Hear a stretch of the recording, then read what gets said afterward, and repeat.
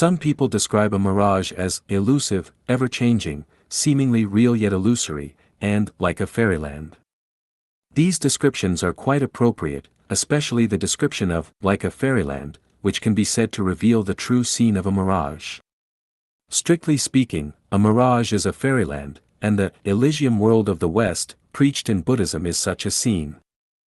When people who are fated to see the vast mountains, boundless sea, towering pavilions and buildings, hidden city walls and castles, and peaceful mountains and rivers in the sky from places like the beach, desert, Gobi, and lakeside, they will definitely have an inexplicable feeling about the beautiful and illusory scenery in the sky.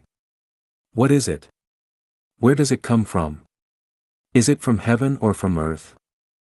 Scientists explain that it is an atmospheric optical phenomenon, the result of light refraction or total reflection in the atmosphere of different densities. More precisely, natural landscapes on Earth are illuminated by light, reflected into the atmosphere, and due to the drastic temperature changes in the desert or ocean, the local air forms different densities in the sky.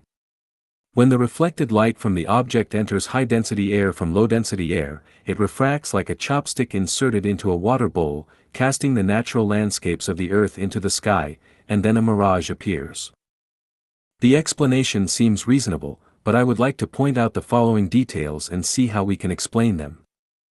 All explanations say that mirages are the refraction or total reflection of distant landscapes. I want to ask, what exactly is meant by distant? How far away is considered distant? Many sky appearances have been recorded. Have scientists found similar or alike landscapes on Earth corresponding to the distant mirages? What is the image formed after refraction, an upright or inverted image? If it is an inverted image, why is the image seen in the sky upright? If the image formed after refraction is upright, why are some mirages inverted? Do the reflected light rays enter from a rarer medium into a denser medium or from a denser medium into a rarer medium? In other words, do the light rays refract from the sky downwards or from the ground upwards? Objects on the Earth reflect light towards the sky only from below, so how can reflections occur from above to below? Of course, we can say that light rays undergo n-fold refraction in the atmosphere, leading to reflections from above to below, but this is only theoretical and does not work in reality. If it did, we would see mirages every day. Experts say that in the scorching sun of the desert, due to the low specific heat of sand, the temperature rises quickly. The temperature of the lower air near the sand rises very high, while the temperature of the upper air remains low. This creates an abnormal distribution of temperature. Due to thermal expansion and contraction, the density of the lower hot air close to the sand is small, while that of the upper cold air is large. Therefore, the refractive index of the air is smaller in the lower layer and larger in the upper layer. When light reflected from distant higher objects enters from the denser upper layer to the rarer lower layer, it is refracted continuously, and the incident angle gradually increases. When it becomes equal to the critical angle, total reflection occurs, resulting in a mirage. This theoretical analysis seems reasonable, but I have a question. If this theory is correct, then mirages should be seen frequently in the sky above deserts all over the world. Why do some deserts not have mirages for decades? Are those deserts not within the scope of this theory? Of course, experts can argue that the desert where a mirage occurs must have a special geographic and climatic environment. Without this special nature, even if there is a desert, a mirage will not appear in the sky above it. So, I want to ask, what are the special conditions that make a mirage appear in the sky above a desert? Which desert on Earth does not have these special conditions? As for the mirages that occur near the sea, experts explain it this way: in the summer, on calm and still water, the upper layer of air is heated and has lower density, while the air near the water surface is cooled by the water current and has higher density. When the temperature difference between the upper and lower layers of air is large and the density is lower in the upper layer and higher in the lower layer, light reflected from islands, towns, ships, and other objects on the horizon can be refracted or totally reflected up and down, thus causing a mirage. Yes, during summer, the air above the sea is prone to forming a density pattern of lower density at the top and higher density at the bottom. But what about autumn and winter? On December 16, 2002, the Shandong region entered winter, so why did a mirage still appear on the Penglai Peninsula? If the expert's theory is correct, then the air above the sea during summer should always have this density pattern, so why aren't mirages seen above the sea worldwide? In recent years, mirages have frequently appeared in the air above the Penglai Peninsula in Shandong. Some experts claim that this is due to the results of recent environmental cleanup efforts, with the air now being fresh and the environmental quality being high, leading to frequent mirages. This claim seems more like a politician's language rather than a conclusion from experts. If this is indeed the expert's viewpoint, then I have a question. When the Industrial Revolution had not yet happened on Earth, the air in the Penglai Peninsula was even fresher and of even better quality than it is now, so why didn't mirages appear frequently? Instead, they only appeared every few years. How does the air quality in Hawaii compare to that of the Penglai Peninsula, and why aren't mirages seen frequently there? Of course, experts will argue that the unique natural environment of the Penglai Peninsula is the main factor leading to the appearance of mirages, and other places do not have this uniqueness, making it less likely for mirages to appear. If this claim is correct, then I must ask another question. Since the Penglai Peninsula has a unique natural condition, shouldn't the appearance of the mirage be roughly the same each time? Why do the images of the mirage differ every time it appears? Does the natural environment of the Penglai Peninsula change every year? From the theory of light refraction, we know that when light passes through a medium with uniform density, its direction and speed of propagation usually remain unchanged. However, when light passes through two media with different densities at an oblique angle, at the interface where the two media meet, not only does the speed of propagation change, but the direction of the light also deviates. This theory is correct, but if we use this theory to explain mirages, it is not acceptable. From the perspective of the atmosphere, not only is the density different between the convection layer, isothermal layer, intermediate layer, ionosphere, and exosphere, but the density also varies within the same atmospheric layer. Therefore, when the sun shines on the Earth, there must be light refraction occurring, and just like how we see the moon in the water, we can also see many illusory suns in the atmosphere. So why can't we see them? The density of air is not only different during the day but also at night. When the full moon hangs in the sky, we can see the mirage of the moon reflecting on the water. So why can't we see the illusory reflection of the moon refracted into different densities of air in the sky? My explanation for the mirage is that it's not a reflection of earthly scenery in the sky, but a distortion of time and space of the Elysium world, which is a deliberate arrangement by the greatest creator to indicate to humanity that your sky is not illusory, but another time and space, another world, and that you humans have a bright future. When I introduced the Elysium of the 36-dimensional spaces, I already explained that the 1,000-year world and the 10,000-year world are very far away, while the Elysium world is right here, and the entire universe of the Earth belongs to the Elysium world. That is to say, the Earth, the Solar System, the Milky Way, the Rotary River Galaxy, and the Low Rotary Galaxy all belong to the Elysium world. Everything we see is a kind of illusory image. Mirages are illusory, transient beauty is illusory, flowers and trees are illusory, insects, birds, and beasts are illusory, rivers, lakes, and seas are illusory, the universe is illusory, and life is also illusory. Then, where is it not illusory? The answer is, the Elysium world is not illusory. Emptiness is not empty, form is not real. The smaller the energy, the more it takes shape, and the larger the energy, the more formless it becomes. Great form has no contour. Why can't we see the Elysium world then? Because our eyes don't have that structure. Can we see ultraviolet and infrared rays? Can we see electromagnetic and biological waves? Can we see gamma and beta rays? We are in a wonderful world, Elysium world, but we only see less than 3% of the world around us. Why can't we see it? Because our merits and virtues have not yet reached that standard. This is like someone asking, why can't I stay in the White House, the Kremlin, or Zhongnanhai? Why? Think about it yourself. Here is some information that may help us understand time and space. On January 28, 1915, a Turkish army advanced towards the 60th position in the Gallipoli region. When they climbed up the hill, several clouds descended vertically and silently enveloped the hill. Several metallic beams of light seemed to shoot out of the clouds. Then, a miraculous phenomenon occurred. The soldiers, who were brave and confident, one after another stepped into the clouds and disappeared in the clouds. A soldier named Lekade saw this terrifying scene with his own eyes. He shouted to stop his comrades, but they seemed to be deaf and crazily entered the fog. After a while, the clouds rose slowly and floated away, leaving only the hill. The whole army disappeared without a trace. Where did they go? They entered the mirage.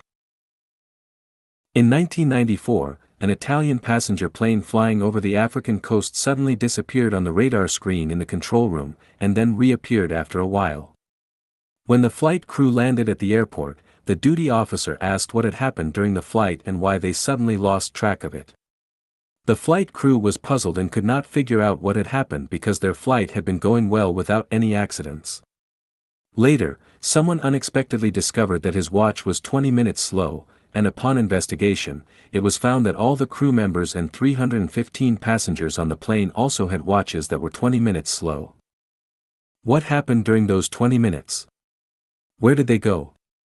Why weren't they aware of it? And why didn't it show up on the radar screen? In the Universe, Time and Space chapter, I talked about how time is divided into latitudinal time and longitudinal time. Longitudinal time is the time of the material world, and latitudinal time is the time of the non-material world. Humans exist in longitudinal time, which is like the x-axis of a complex function, while latitudinal time is the z-axis. When a person or object disappears from longitudinal time, they enter the realm of latitudinal spacetime. No matter when they return, it is still the same time point for them, but for us, it may have been a year, 10 years, or hundreds of years. The Italian plane disappeared for 20 minutes because it entered the realm of latitudinal spacetime. For the plane and the people on board, it might have been just a blink of an eye, so they were not aware that they had disappeared.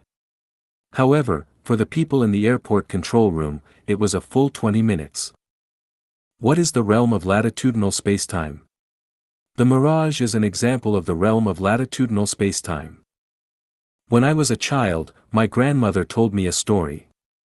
One day, a woodcutter got lost in the mountains while chopping wood. He wandered around for a while and suddenly saw two old men playing chess on a beautiful hillside. He didn't want to disturb them, so he squatted next to them to watch. Everything was so peaceful and natural, but the only thing that confused him was that the leaves on the trees next to him turned from yellow to green, and then from green to yellow, changing colors from time to time. After a while, when he looked away and then back, the two old men were gone.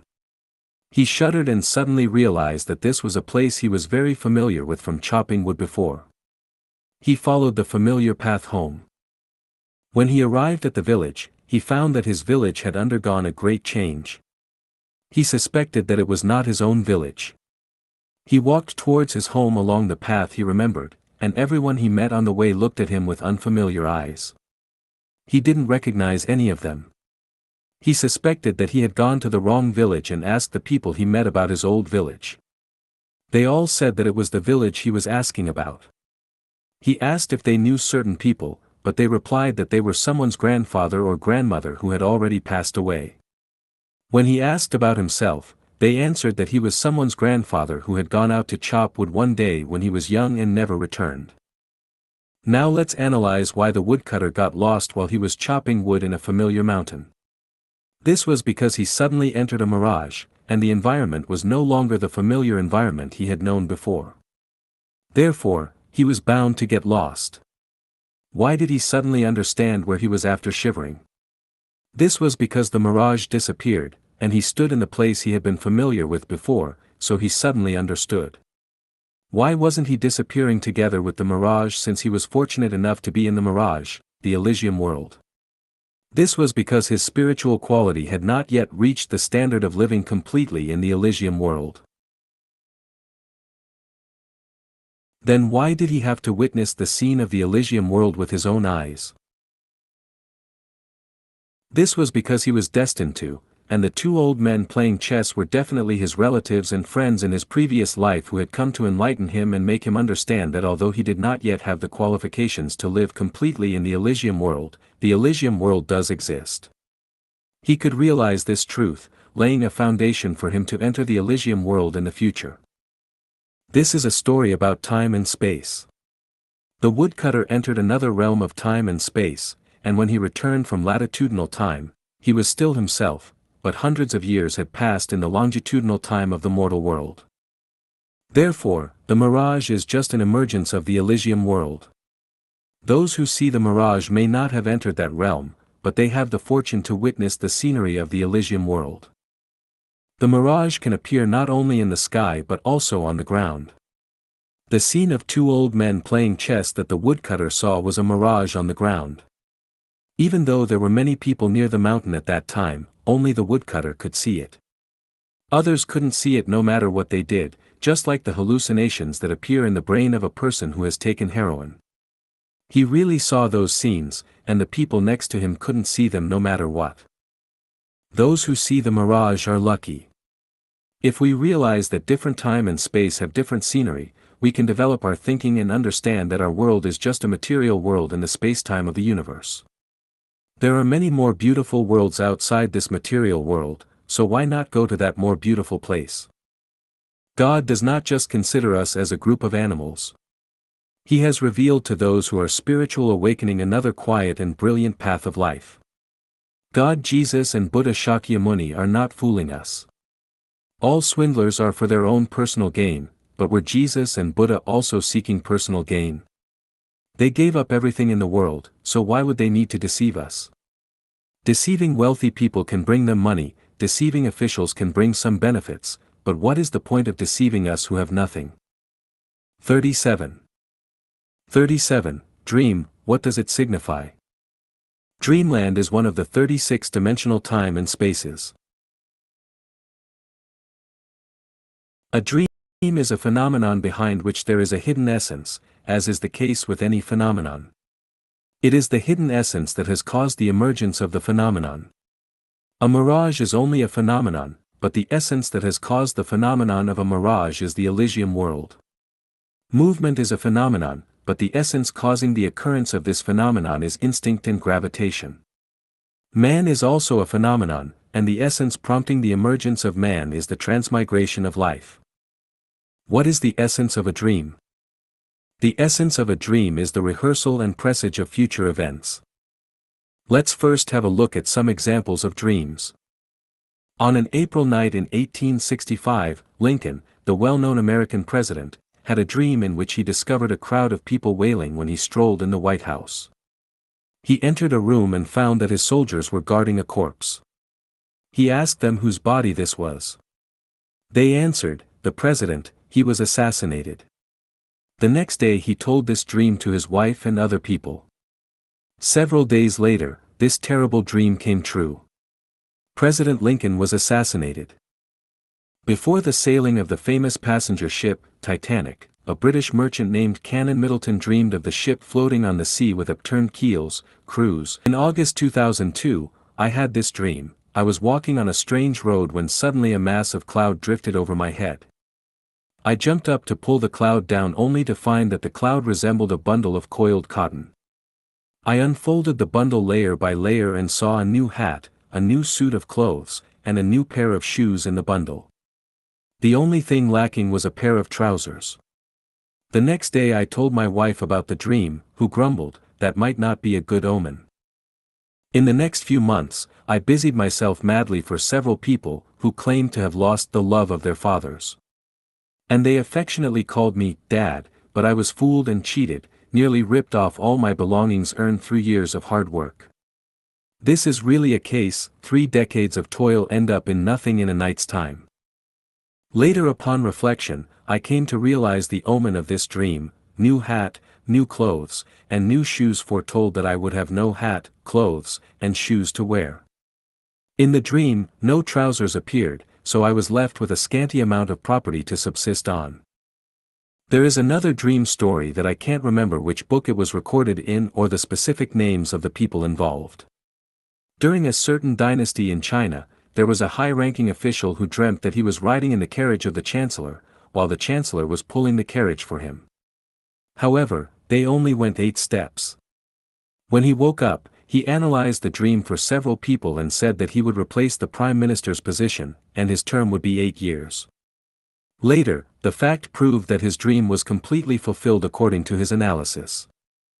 The above 4 examples show that far from being illusory and untrue, dreams are rehearsals and revelations of future realities. There are a large number of dreams in this aspect that have been recorded in many books, both foreign and domestic, ancient and modern, especially in the Bible. In fact, as long as each person summarizes themselves, they will find that all their dreams are a demonstration of the future. Whether we can uncover the mystery of them depends on our analytical ability and spiritual perception. I found that the ancient Chinese book, Zhou Gong's Dream Interpretation, is a very valuable book, and the corresponding relationship between what is dreamed and what it signifies is almost always correct. Everyone can analyze their own dreams in comparison. Freud's famous book, The Interpretation of Dreams, has some value in psychoanalysis, but it is a mess in analyzing the essence of dreams. In the chapter, The Unconscious and Consciousness Reality, Freud said, "Can dreams predict the future? Of course not. Dreams provide us with experiences of the past. Many dreams clearly predict the future, but Freud does not admit it. Many dream experiences are unimaginable for anyone who dreams, but Freud insists that those dreams provide us with experiences of the past. The majority of people believe that dreams are fantasies and illusions emerging from their subconsciousness. But I would say that the visions of dreams are not scenes in the subconsciousness but rather the revelation of another time and space. Our bodies are sleeping on the bed, but our spiritual beings have left our bodies and entered another time and space. Let's look at the following example. An American businessman named Wilmot once took the passenger ship called Limerick and left Liverpool, England for America. One night he dreamed that his wife, whom he had not seen for a long time, came aboard his ship in sleepwear.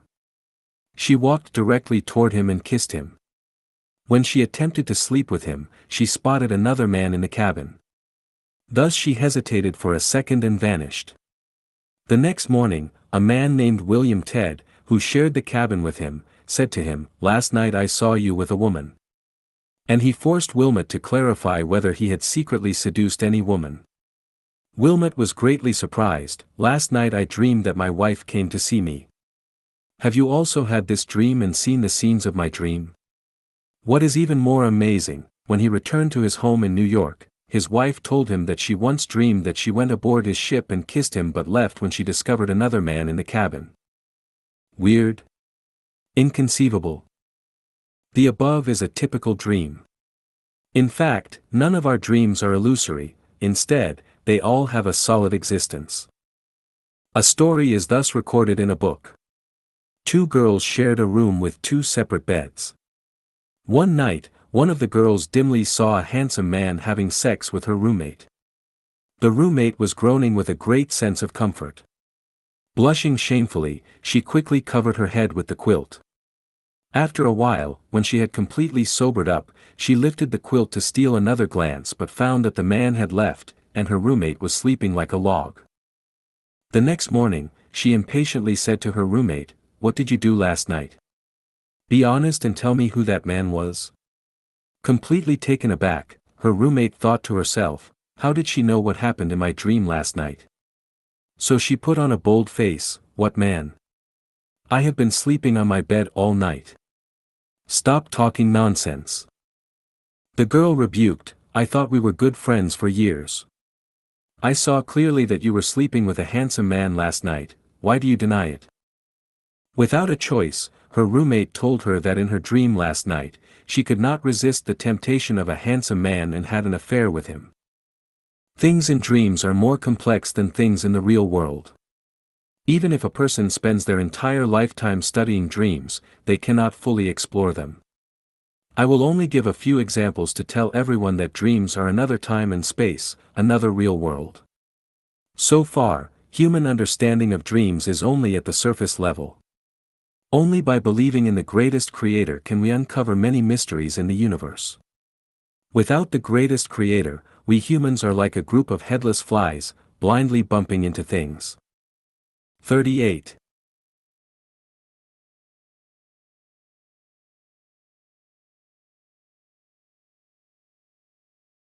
Religion is a spiritual and psychological activity through which man gets to know, believe in, worship, and follow gods and Buddhas.